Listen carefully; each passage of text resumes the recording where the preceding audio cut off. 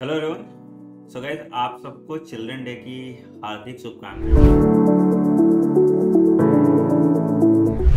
वैसे तो बच्चे अब तुम लोग रहे नहीं हो, मैं तुमसे इंटरेक्ट करके मुझे समझ में आ रहा है किस लेवल के बच्चे हो तुम, पर ठीक है, रीत है तो आपको मैं विश कर देता हूँ। एक किस्सा याद आ रहा है मेरे बचपन के दिनों की। वैसे तो 10 तक मैं शरीफ ही हुआ करता था, बट हिस्ट्री की क्लास में मुझे बहुत नींद आती थी, मैं आराम से सोता था। तो मेरा एक दोस्त था, प्रसन्नजीत बुद्धा नाम था उसका, तो वो उसे आंसर देने की बहुत चुल होती थी। तो मैं क्या करता था, डिवाइडर है ठीक है? तो डिवाइडर जैसे वो खड़ा होता था, ऐसे नींद में ऐसे डिवाइडर उल्टा कर देता ताकि वो बैठे तो उसे इरिटेशन हो और फिर वो खड़ा ना हो आंसर देने के लिए। अब सर इतना अच्छा पढ़ा रहे थे कि मुझे बहुत अच्छी नींद आ गई। तो डिवाइडर जैसे आप सीधा रखते हो ना, मैंने पॉइंटी साइड पे गलती से रख दिया, और उसके बाद वो उस पर बैठा और उसके बाद ऐसे पॉपकॉर्न की तरह उछल गया। फिर भागते भागते भागते भागते गया मेडिकल रूम, फिर उसके बाद उसका इलाज कराया गया और मुझे सस्पेंड किया गया।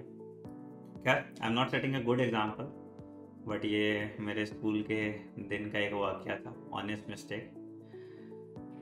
तो आप भी गलतियाँ कीजिए ज़िंदगी में, बट उन गलतियों से सीखिए और उनको दोहराइए नहीं।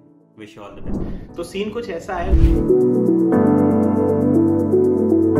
3-4 बच्चे हुआ करते थे, मतलब मेरे साथ के ही। हम लोग बैक बेंचर्स थे और हम लोग को ना सदाबहार वाले बच्चे बुलाया जाता था।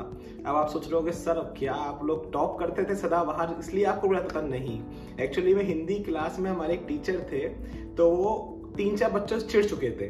तो वो जैसे क्लास में घुसते थे, हम 3-4 को बिना किसी बात, हम चाहे कुछ करे ना करे, वो बाहर निकाल देते थे क्लास से। तो हमेशा क्लास में वो ऐसे बोलते थे, ये 4 बच्चे सदा बाहर वाले हैं। तो इसलिए हमारा स्कूल में कई साल तक हम चारों का नाम पढ़ा रहे, वो सदा बाहर कहाँ है। तो ये एक मस्त किस्सा हुआ था हमारे साथ स्कूल में। भाई एक बहुत मेमोरेबल मोमेंट है जहां पर एज अ स्टूडेंट मुझे चांस मिला था किससे मिलने का, डॉक्टर APJ अब्दुल कलाम से मिलने का।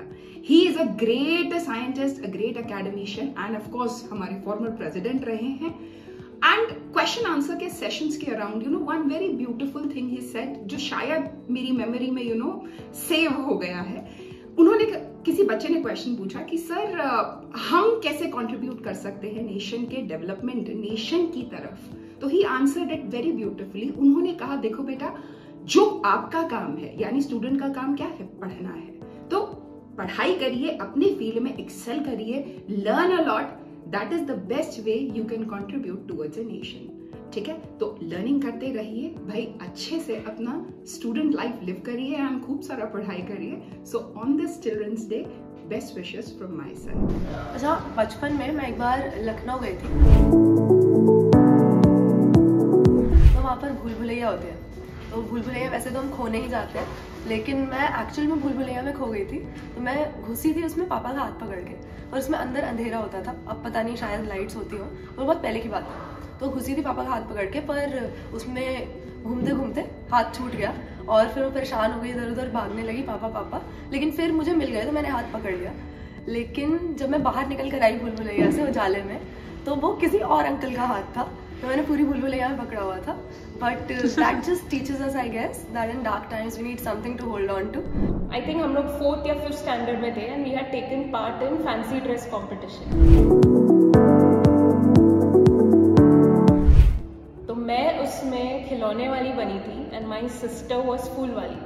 एक ही साल का डिफरेंस था, तो हम दोनों साथ में रिहर्स करते थे रात रात भर। मम्मी हमको पढ़ा रही है, डायलॉग्स बता रही है, फिर हम दोनों ने दूसरे दिन क्या स्टुपिडिटी की, When I went on stage, मैंने पूरे फूल वाली के डायलॉग्स बोल दिए एंड उसके बाद वो गई एंड शी वाज सेड पूरे खिलौने वाली के डायलॉग्स। तो उसके बाद पूरे स्कूल में जो हमारी बैंड बजी है, मतलब एवरीवन वाज लाफिंग।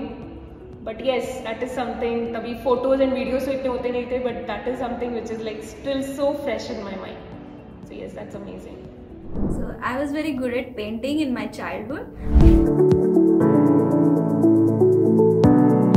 स्कूल में पेंटिंग कंपटीशन होता है, so results were about to be announce. हमारे प्रिंसिपल रिजल्ट लेके जाते हैं, तो he was says first prize goes to, और मी बीइंग ओवर कॉन्फिडेंट कि इस स्कूल में सबसे अच्छी पेंटर तो मैं ही हूँ, आई वेंट टू स्टेज। उसके बाद मैं प्रिंसिपल के साथ जाके खड़ी हो गई, but first prize went to somebody else. Then I kept standing there. He said second prize goes to. I was again hopeful कि अब तो मेरा नाम होगा. That again went to somebody else. Finally they said third prize goes to Aarti. So I got the third prize. Moral of the story है कि have faith in yourself, be confident but never be overconfident. मैं 7-8 साल का रहूँगा और मेरा एक cousin मेरे घर पे आया हुआ था, वो भी ऑलमोस्ट सेम एज का, और मेरा छोटा भी मेरे साथ में ना, वो 1-2 साल छोटा, ठीक है. तो गैंग का लीडर मैं था, और ये कजन क्योंकि मेरे गांव में आया था, ठीक है, तो उसको घुमाने का, मौज मस्ती कराने का जिम्मा मैंने ले लिया. और मैंने क्या किया, दोपहर के टाइम में हम लोग तीनों निकले, और मेरे गांव के पास में एक कैनाल थी, वहां पे मस्त एकदम पूरे दिन वहां पे उसमें स्विमिंग किए, टाइम पास किया, मौज मस्ती करके हम लोग आ गए शाम को अपने घर. और मम्मी को बोला कि हम तो यहीं आसपास में खेल रहे थे, आपको मिले नहीं होंगे, ठीक है. एंड मतलब मम्मी तो समझ जाती है सारी बातें, ठीक है. उनको हमारे पैरों में जो सैंड या बालू वालू लगी हुई थी नहर की, वो दिख गई.